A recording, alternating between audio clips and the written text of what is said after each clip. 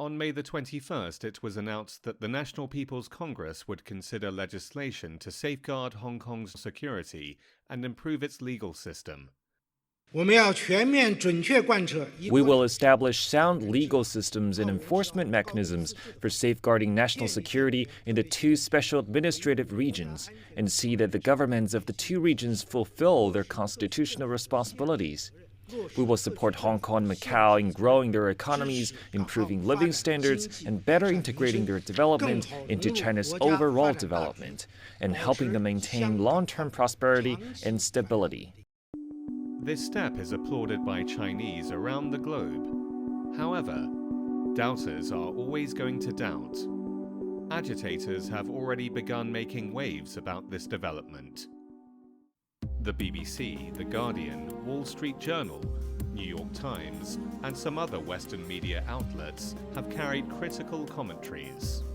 Some US senators tabled legislation to impose sanctions on officials who enforce the proposed law. US President Donald Trump vowed to address it very strongly.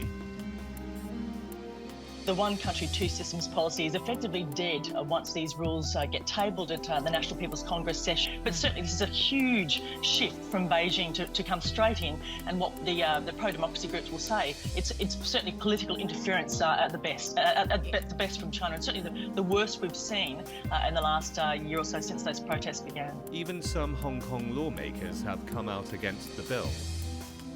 It's the saddest state in Hong Kong history. It confirms one country, one system. I just want to say to the international community that this is the end of Hong Kong. Is it? What about these? During last year's chaos, many heinous actions were committed by the rioters. Government properties were raided. The Chinese national flag was stained. Attacks on police, lighting an elder on fire, and the death of a sanitation worker caused by a thrown brick were all caught on camera and broadcast around the world. The airport was shut down by the protesters. This international city became a place international visitors tried to avoid. However, many of these riots, raids, arsons, and killings have gone unpunished. Perpetrators were arrested on one day and then released on the next. Article 23 of Hong Kong's Basic Law declares that the region must enact laws to ban treason, secession, sedition, and subversion against the Chinese government. But without specific legislations, the loophole in the legal system will allow these actions to repeat themselves. And all attempts since 2003 to fix the loophole have faced backlash. The opposition argues that such a move would erode freedom and autonomy in the region. But neither freedom nor autonomy should be the barrier in safeguarding the national integrity and security. Hong Kong's legal status means that the Chinese mainland's criminal laws can't be directly applied to the region, but its leaders have a constitutional duty to protect the integrity and safeguard the security of China as a whole. I have no doubt the one country, two system is the best way forward for Hong Kong. There are certain aspects of the basic law which we have not been able to complete. For example, the Article 23 of the Basic Law. We have made one attempt in the year 2003. We failed to gain majority at the Legislative Council. I believe it is something where we will have to, complete our responsibility under the Basic Law.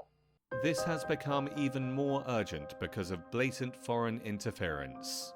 We have a large consulate there that's in charge with taking care of the Hong Kong Policy Act passed by Congress to ensure democracy in Hong Kong. We also have funded millions of dollars of programs through the National Endowment for Democracy to help democracy in Hong Kong. So in that sense, the Chinese accusation is not totally false.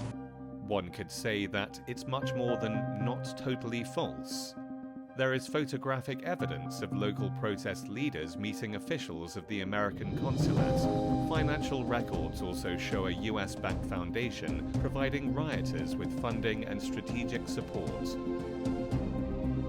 Above all, Democratic and Republican politicians in the US have backed the violent protesters. Nancy Pelosi, Speaker of the US House of Representatives, met with prominent leaders of the protests like Denise Ho and Joshua Wong. Hong Kong Human Rights and Democracy Act of 2019 was passed, giving the US government the authority to sanction Chinese officials. And just several days ago, US Secretary of State Mike Pompeo called the security legislation a disastrous proposal and condemned the Chinese government's actions. Goal now, it's more and more clear, is against the Hong Kong government, is against the one country, two system principle and practice, and against the basic law, and it's aimed at regime change. It's very similar to what happened in many other countries or regions or cities. And the people in Hong Kong, including many of the people who participated in the demonstrations or the protests, should realize that they may be used as pawns by evil forces which are aimed at overturning the legitimate government in Hong Kong. I would say the Americans get themselves more involved in Hong Kong affairs.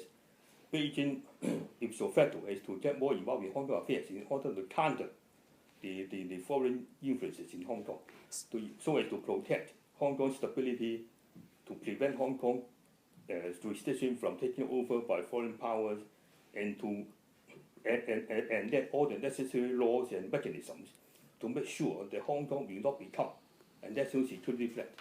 A major modern country needs legal mechanisms to protect its integrity and security. China is still in the process of reforming its rule of law. What kind of reform would it be if it doesn't guard the country's sovereignty? Hong Kong is a part of China.